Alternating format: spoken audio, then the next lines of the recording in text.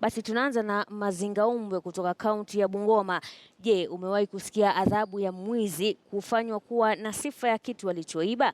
Basi mtu mmoja aliiba kuku huko Bungoma na mganga akafanya kuku huyo kulilia katika tumbo lake. Najua huniamini, lakini ukitazama taarifa hii ya Robert Wanyonyi utashangaa zaidi. Hapa ni katika kijiji cha Hasolo katika kaunti ya Bungoma. Bwana huyu akituhumiwa kuwa mwizi sugu wa kuku na matokeo yake ndiyo haya.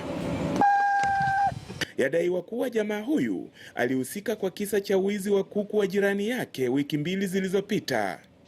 Bila kujua jirani yake anaamini ushirikina na alimtafuta mganga kufumbulia fumbo. Huyo mama akaniambia, mimi sitaki hata pesa yako, lakini nataka kukuonyesha, utajua mwizi au kama ni mnyama. Nikasema kweli mama? Ati kweli. Akanipea siku 3. Na kwa sababu anadaiwa kuiba kuku, kelele za kuku zilisikika katika tumbo lake ambalo liliongezeka kwa ukubwa. Mambo yalionekana kuzidi unga hii leo wakati jamaa wa mshukiwa walipoamua kumbeba mzima mzima hadi katika boma la mganga anayeishi katika kijiji cha pili ili kutafuta afueni kwa tatizo lake. Na walipofika, baada ya ganga za mganga zilizochukua muda mrefu, mshukiwa alipungukiwa na dhiki. Kuku 8 ndio kasa hapo kaanza kuuma tumbo. Ndio sasa wakanichukua kwa mganga, ndio sasa wakanisaidia.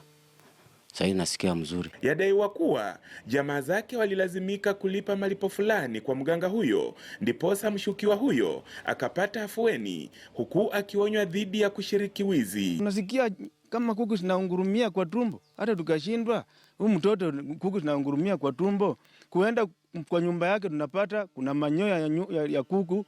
Kampea dawa, nikamwambia nikampea masiku 3.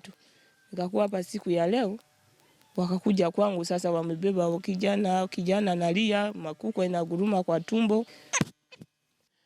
Ingoho, kitoweo muhimu miongoni mwa jamii ya Waluya, ambayo sasa yaonekana kusababisha matatizo kwa mmoja wa vijana kutoka katika jamii. Lakini mwingilio wa haraka wa mganga mmoja huenda imesaidia kulainisha maneno. Robert Wanyonyi, KTN leo, katika kijiji cha Hasolo katika kaunti ya Bungoma.